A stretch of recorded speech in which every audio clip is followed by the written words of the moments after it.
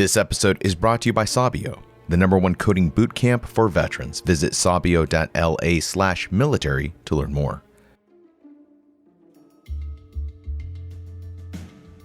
I'm Rod Rodriguez. I'm Jack Murphy. This is Military Matters.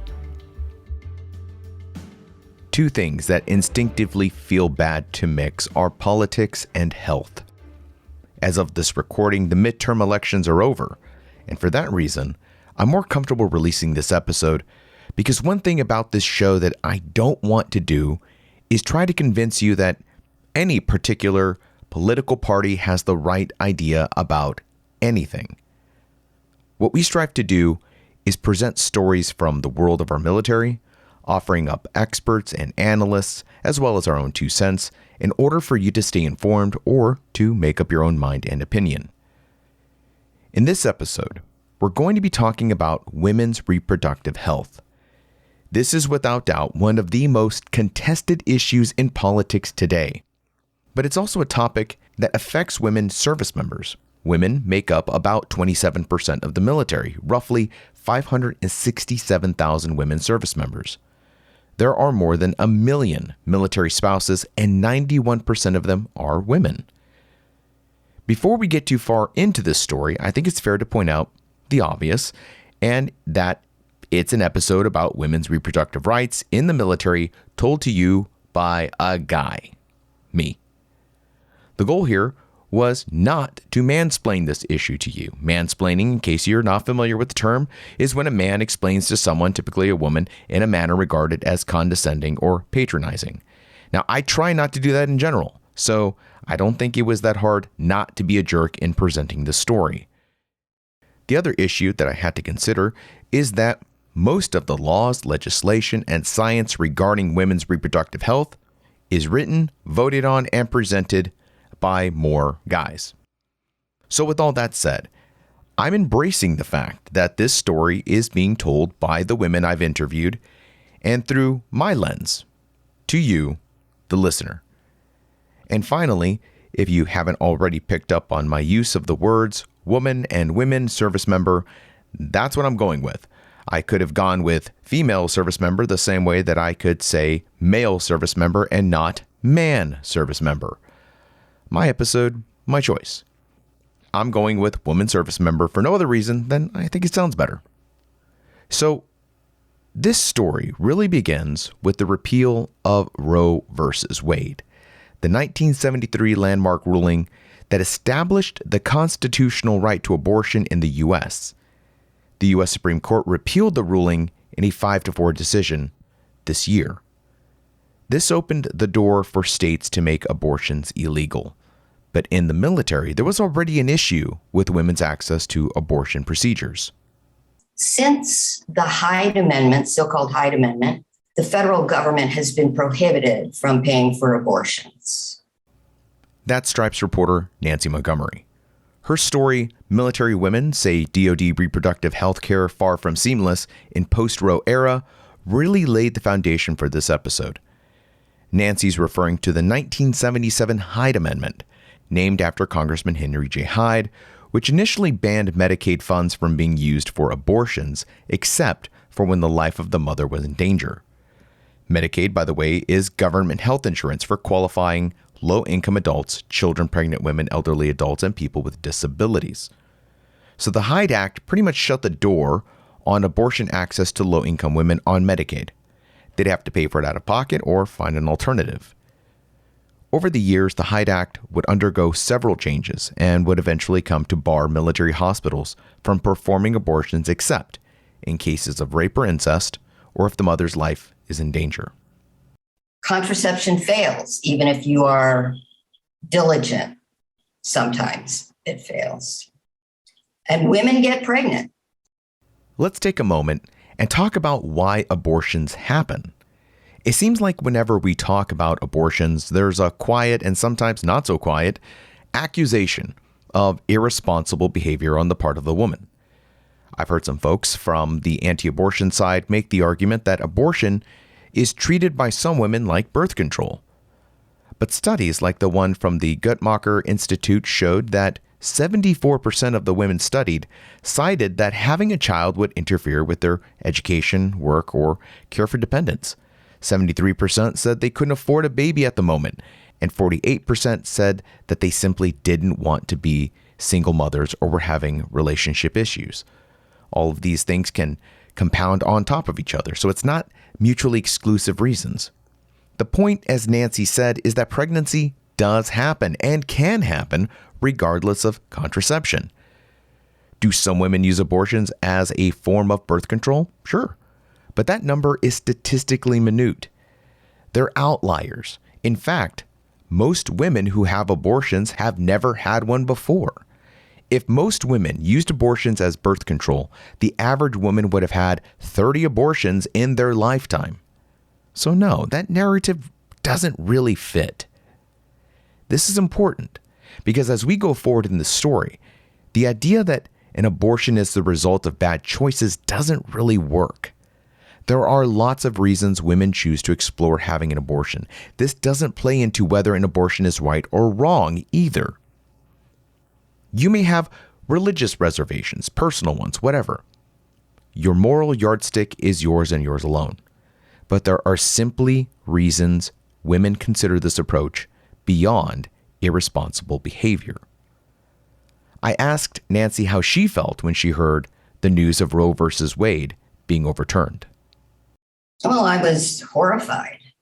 I mean, I believe it was wrongly decided. There's already been all kinds of, problems for women who've had miscarriages or who have ectopic pregnancies. Doctors have to wait till the ethics committee in the hospital say, okay, you can do it. Women and men who have, say, lupus, some of the same medications for medication abortion where you take 2 pills are also used for other diseases. And some pharmacists won't prescribe those anymore to women because they might get pregnant.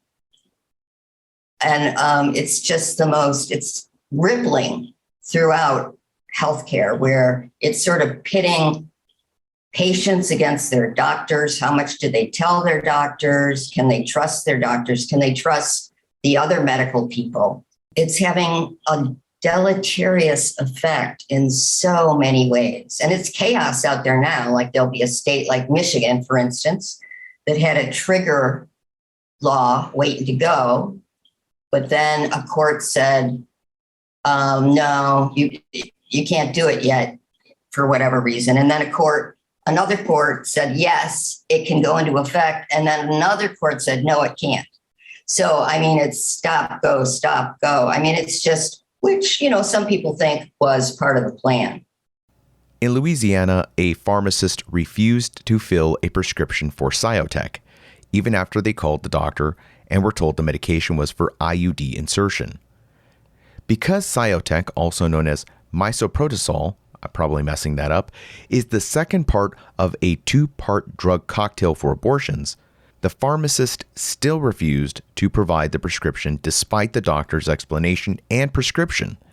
This isn't necessarily about the pharmacist and his politics. It's about the pharmacy not wanting to be sued or breaking the law as being complicit in helping someone with an abortion. This was such an issue after the Roe versus Wade repeal that after numerous complaints from across the country, in July of this year, federal health officials reminded pharmacies that they must comply with federal civil rights laws in the supplying and dispensing of medications. They can't discriminate in dispensing medications based on gender or the patient's status of pregnancy.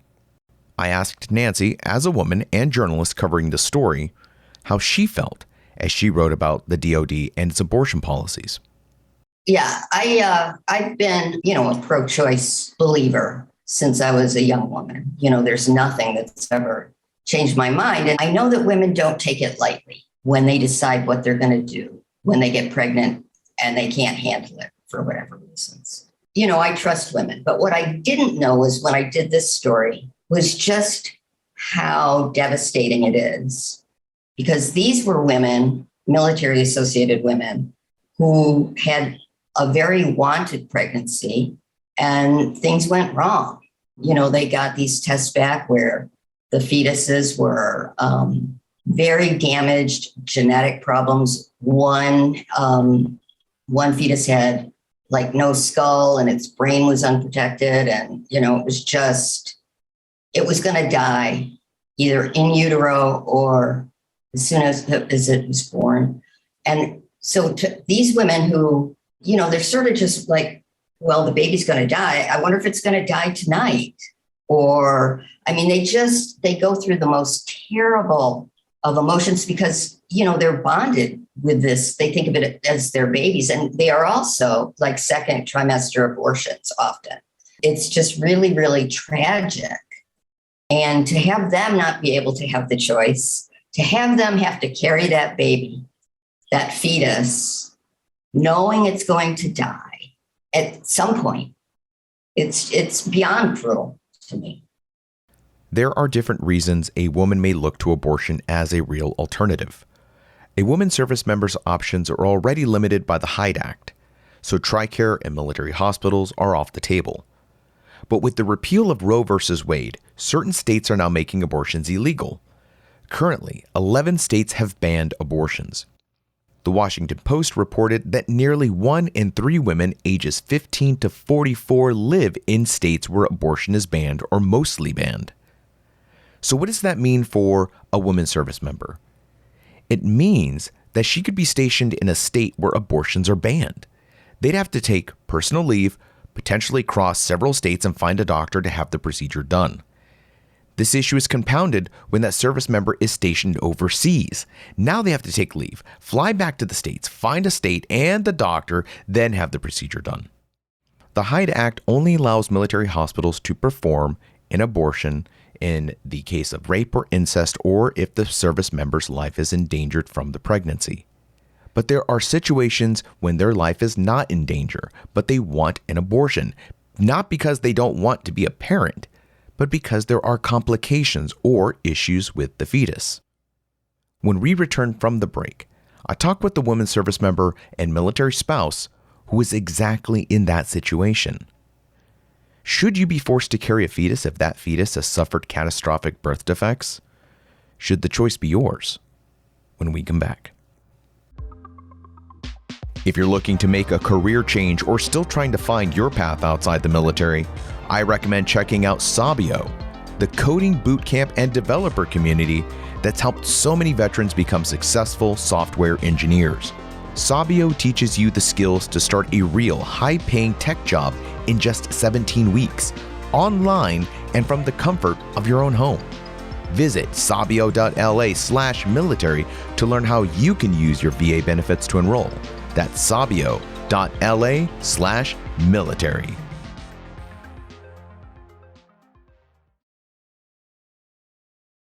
So I remember I was doing something for work. I was on, my laptop and I saw a post come through. I had a few tabs open and I was checking Facebook and I saw a post come through and someone had said, can't believe it, RV Wade overturned. That's Bari Wald. She's an Air Force reservist and military spouse to an active duty Marine. I immediately had this visceral reaction. It was almost as if my sympathetic nervous system just activated. My heart started pounding. I couldn't believe it. And so I go and, of course, it's breaking news all over the place. And I immediately turn on a news station and start watching and start, connecting with people. I'm on a few private forums for women who have had abortions for wanted pregnancies. And of course, it was just a flood of comments and emotions coming through. In 2015, Bari and her husband had found out they were pregnant. It was her first pregnancy, and they were both happy and excited. Everything was going great until it wasn't. Up until about week 17 or 18, when we found out there was a lot of issues with our son. And what ensued was just, a lot of invasive testing for confirmation, finally getting the news. At the time of their pregnancy, the Walds were stationed in Okinawa, Japan. And actually, when I found out something was wrong with him, my husband was gone. He was at an exercise in the Philippines. And I found out on a Friday afternoon when my phone kept ringing over and over and over. And you got to remember, or you got to know, I guess, that overseas, when you get a phone call from an on-base number, it usually shows up on your cell phone as no caller ID. And because of the job that I held over there, it was a pretty public facing job. I would get upwards of, 20 phone calls a day. So Friday evening, I'm probably not going to answer that call. Well, I actually did. And it turned out it was a nurse from the Naval Hospital, and she had been trying to get a hold of me for weeks. But because I don't know if their policy is not to leave messages, I had no idea that somebody from the Naval Hospital was calling me to tell me that my blood work had come back elevated in certain areas that could indicate something wrong. And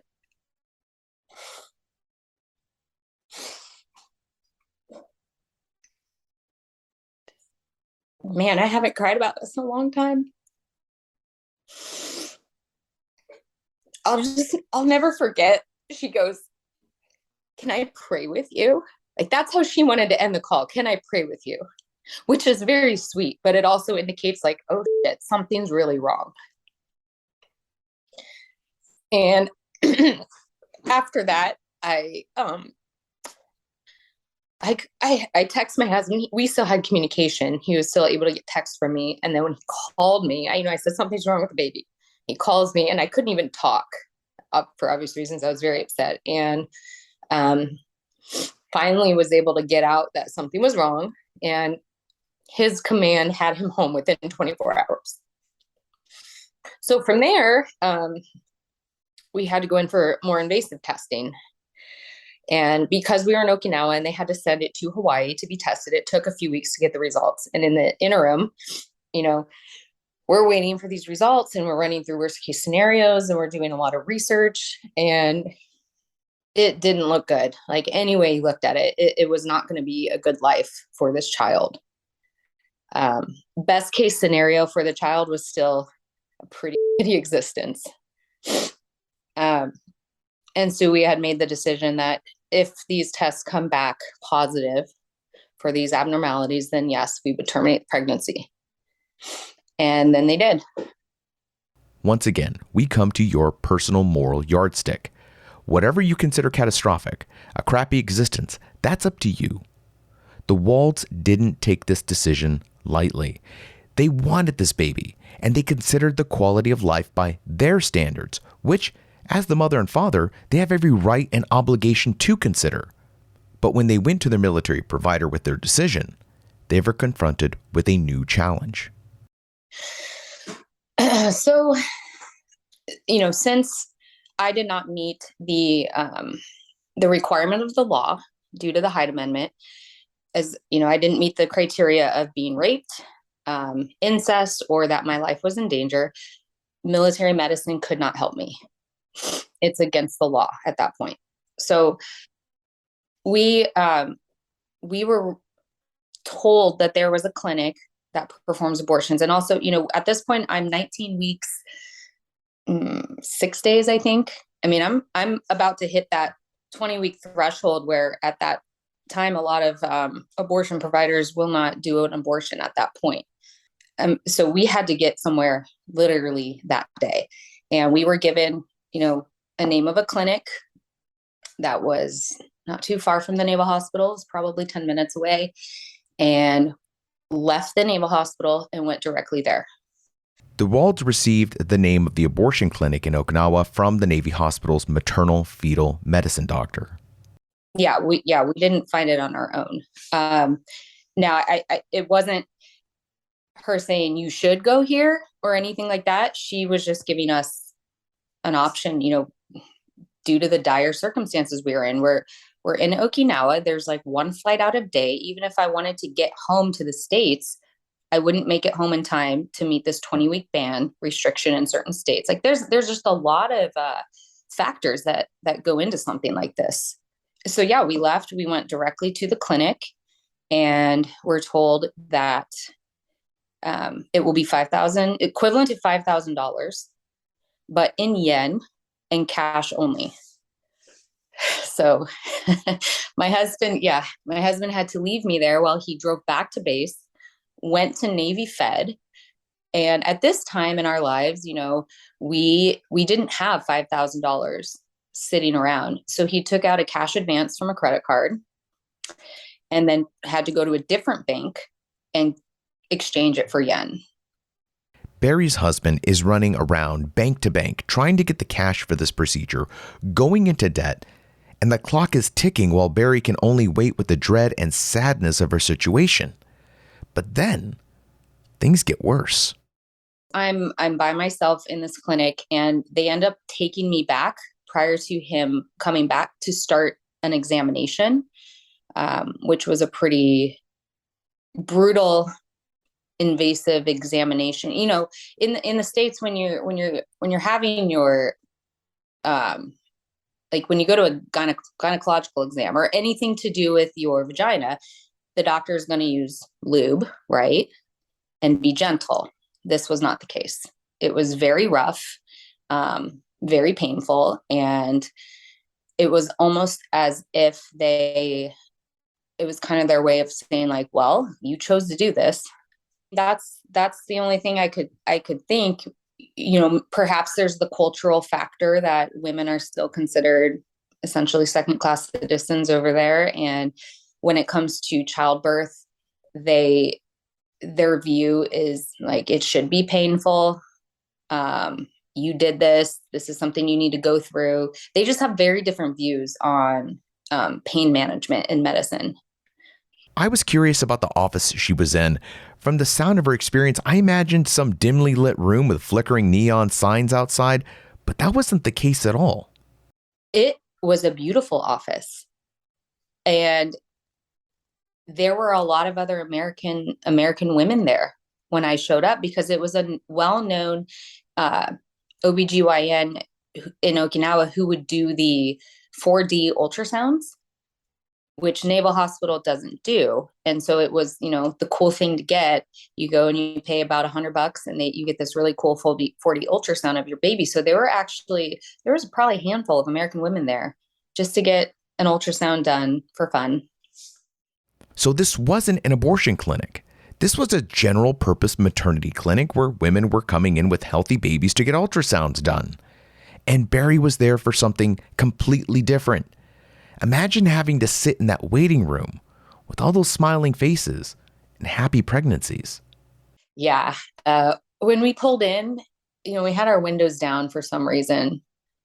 And probably just because we were just, feeling so claustrophobic in the car, like couldn't believe everything was happening. But for some reason, our windows were down. And I remember this woman walking out crying on the phone to somebody. And she was like, "Oh my God, it's a boy. I wanted a girl." Like she had just found out, I guess, the sex of the baby, because people would go there for that as well if it didn't show up on their scan at the Naval Hospital. And she was upset because the sex of the baby wasn't what she wanted. And I just remember being like, I did not have good thoughts to think about her at that time, because all I wanted was my baby to be healthy. So Bari's husband returns with the $5,000 in yen. Yeah, so he gets the money, he comes back, pays. And at that point, they then put me in a room. And in Japan, it's not like a traditional room you would think of in a hospital here in America, where you have a bed and, it's very large. It's a small room, and it was a tatami mat, which is I believe it's bamboo. It's basically just like you're like on the floor, for lack of a better word, or better explanation. And that's when they started to start the process. A mat on the floor. Now, I get it. It's Japan, culture and all. If I go to Japan for lunch and I have to sit on a mat, got it. But for a medical procedure? I mean, it's typical of Japan. And we had been to restaurants where it's just tatami mat seating. You sit on the floor. So that piece wasn't as concerning as was the fact that the doctor didn't speak English, and his translator was maybe a 4 or 5 out of 10 on the English scale, and nobody else spoke English there. that was the concerning thing, because they couldn't adequately explain what was, the pills they were giving me, what was about to happen.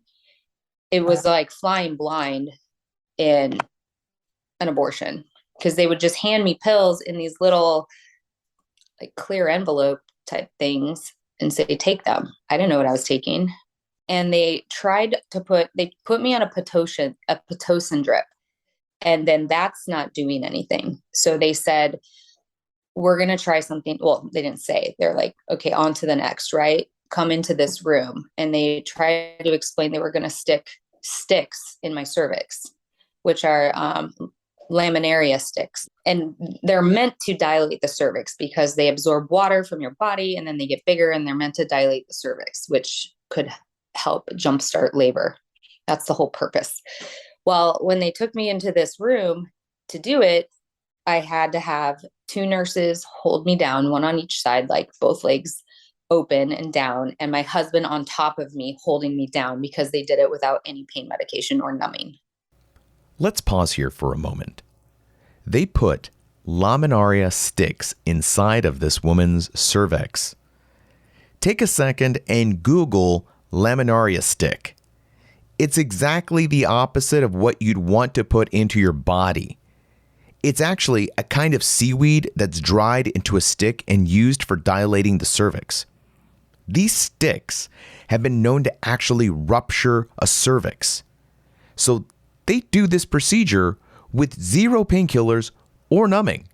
They're holding her down on this mat that's on the floor while they insert these sticks into her cervix.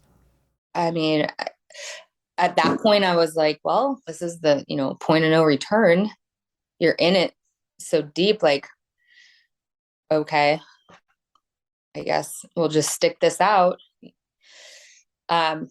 We go back to my room, and they had to stay in overnight. So they had told us that he would be back in the morning at 9:00.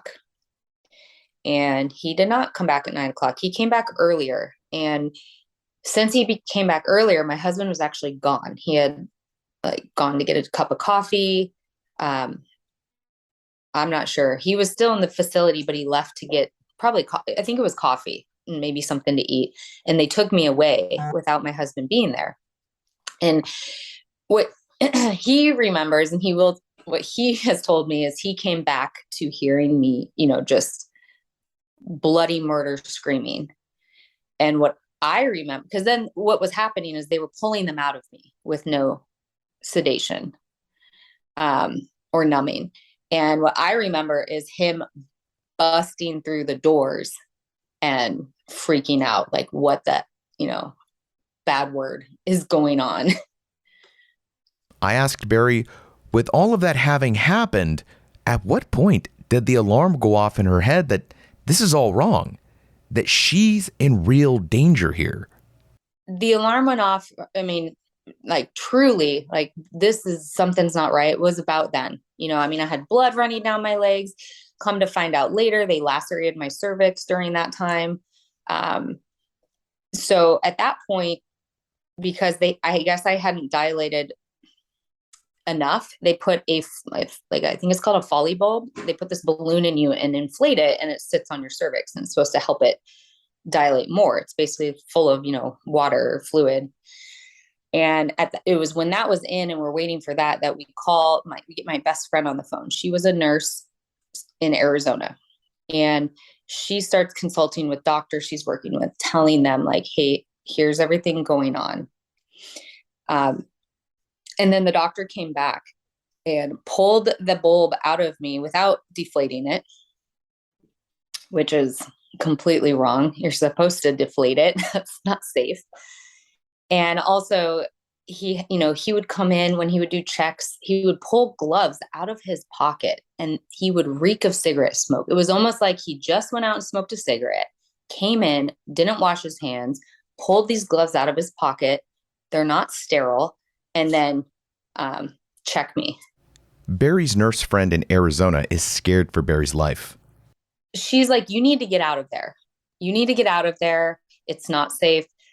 She also had found a Planned Parenthood in Arizona, for me and had booked an appointment. She's like, how soon can you get here? I can get you an appointment, in 3 days.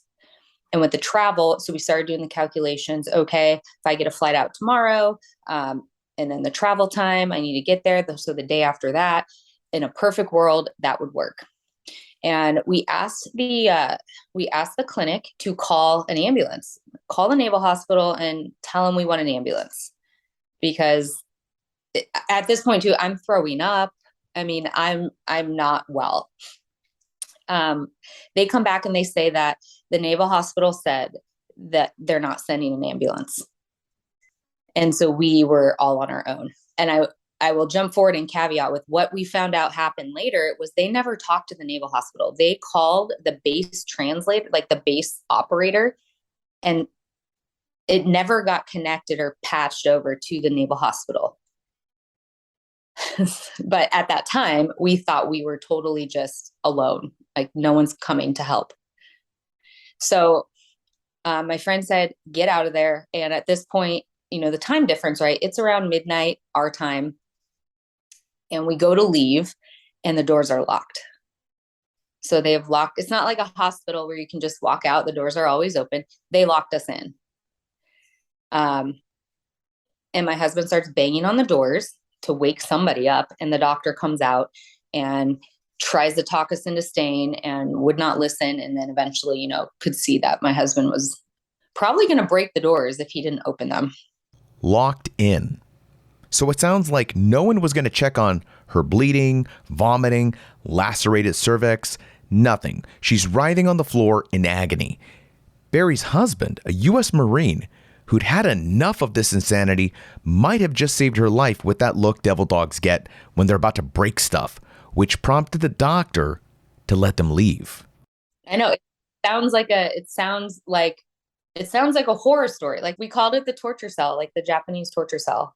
So we get out, the doctor he eventually opens them and we get in the car and drive, 10 minutes home.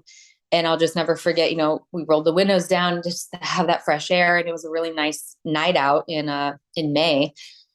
And we drove home in silence and just had this relief of like, okay, we're safe now. We'll go home. We'll go to bed. We'll get up early because over there, you can't just go online and book your flight. You have to call the airport and talk to somebody. Well, you could book your flight if you can, read Japanese and do it on their website. But these are small airlines. It's not the big international airlines over there on the small island. So we as Americans, I don't speak Japanese. I don't read Japanese. I'd have to wait till they open to call and book my flight. Okay, so we'll just call first thing in the morning. We looked online. Okay, when do they open? We'll be up 5 minutes before that and then book the flight. But that didn't happen because I woke up and had 105-degree fever because I had gone septic from the botched abortion. I was like, we need to go to the ER right now. And he goes, this isn't happening. No, this isn't happening. This isn't happening. He was just like in disbelief that another thing had gone wrong. And, also it had been 2 days since we started this. So we hadn't slept. We had been through a lot. It was pretty rough. And so then we go to the Naval Hospital and they, triage me. And that's where they see, like, they knew what happened. We told them. Had to go to a clinic to have an abortion. And this is all the stuff that happened. And they confirmed, yep, you have a lacerated cervix and you're septic. So they immediately, started me on triple antibiotics and admitted me. And then now my life was in danger. So now I meet the criteria for them to complete an abortion. I checked the box and they ran it up their chain, like legal, whoever at their higher headquarters, whoever had to check off on that. When it was finally checked off on, they said, oh yeah, obviously we can finish this procedure. And my maternal fetal medicine doctor, she was wonderful. And she came and gave me a huge hug. And I mean, I could tell she was just devastated that I had gone through all of this, only to end up back there where now they have to finish the procedure by law because I meet the requirement. This whole horrible fiasco happened 7 years ago, and the memory of losing her baby lives on, as does that nightmare of a botched abortion in a Japanese clinic. Few women, thankfully, have had to go through what Bari has gone through. I asked her, having gone through this ordeal, what the Hyde Amendment means to her now. You know, the whole thing about the Hyde Amendment and not being able to use federal dollars to fund abortions, except for those three circumstances. That's the whole premise behind this, right? People don't want federal money to fund abortions, but what they're not seeing are the after effects and how much money has been spent on my healthcare due to this botched abortion that led to an emergency C-section, that then led to another C-section, that led to lots of mental health treatment. So, you know, if people want to say, well, I don't want my money going toward that. Well, I promise you it's going to go toward it in some capacity when it comes to military and their families, because it's going to show up in different ways. You know, ultimately, I think for this issue, the solution lies with equality for healthcare for women.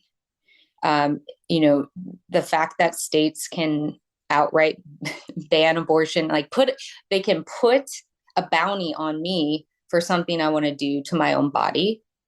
They can prohibit me from doing something to my own body, and that there's currently 109 installations affected by this. And if these other states follow suit, posed to be, I think it was 132 installations. So that's service members and their families that will be affected by this. So, you know, ultimately, I would like to see a constitutional protection for my reproductive freedom. Bari is not alone. There are women right now who are suffering with mental and physical realities of abortions gone right and wrong. An abortion isn't a decision taken lightly by women. It's not like getting a tooth extraction or some other typical procedure. This is a terrible price to pay mentally and physically by the woman and her partner.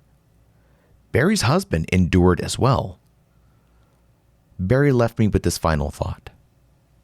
I think it's important to share these stories, and I would encourage other people who have gone through this not to hide in the shadows anymore, and to really, you know, activate their voice and make it not as it shouldn't be this taboo, because millions of women get abortions every year. It's a natural thing with healthcare, and regardless of your reason for it, it's healthcare. Abortion is healthcare. Since 2016, U.S. military hospitals have performed 91 abortions. This doesn't include TRICARE, but they also have to follow the same rules.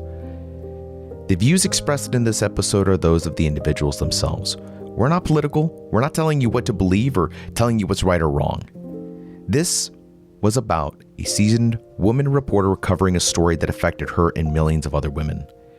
This was a story about a woman who had to make one of the most heartbreaking decisions a person can make, and the hell she went through because of it. All of that through the lens of a guy who's never been in either of their shoes, has never had to deal with the burden of an unhealthy pregnancy, and has his own ideas of how we should address abortion in this country.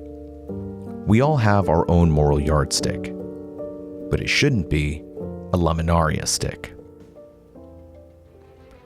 Thank you for listening, and as always, be sure to check out Stars and Stripes online. Go to stripes.com today and get 50% off your digital subscription when you use promo code PODCAST. That's 50% off when you use promo code PODCAST. Don't forget to follow Military Matters on Twitter, StripesMMPod. You're going to follow me and Jack at RodPodRod and Jack Murphy RGR, respectively. Stars and Stripes is also on Facebook, so go give that a follow too. This episode was brought to you by Sabio, the #1 coding bootcamp for veterans. Visit sabio.la/military to learn more. I'm Rod Rodriguez. I'm Jack Murphy. And we'll see you at the next episode.